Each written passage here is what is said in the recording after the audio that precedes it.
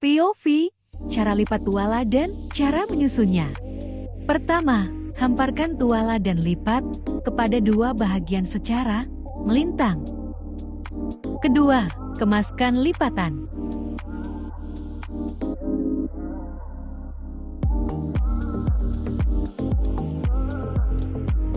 Ketiga, lipat tiga bermula daripada bahagian bawah ke atas. Keempat, lipat kepada dua bahagian.